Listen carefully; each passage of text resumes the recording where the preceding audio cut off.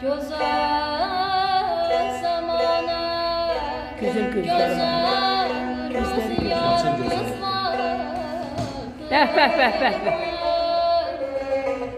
Beh. Behir saçlarının hasretini çəkəndinin bizim də cənnətə Tanı da bənzər gitsen. diyarımız vardır.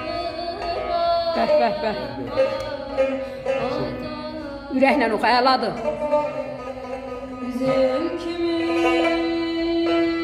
hələ də Qızlarım qan edir. bəxtiyar olan yoxdur. Beh. Güzel zamana, güzel rüzgarımız vardır. Behişt. Behiş çiçeğin hasretin çekende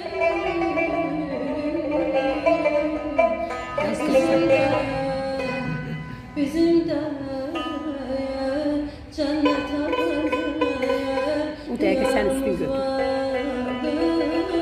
Beh.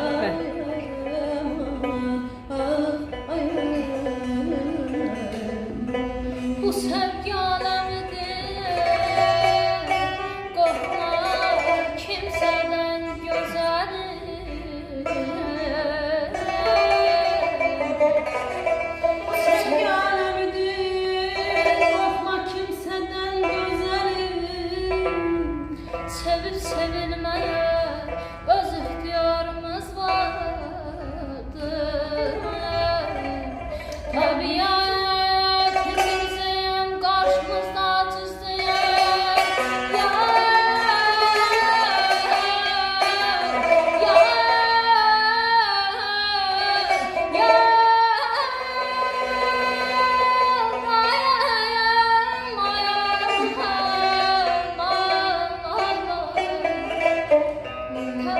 Təbiətin dibi. Yetindi bizim karşımıza cizir. Sonra sən qayıdırsan dilkəş oxuyur. Düz deyil?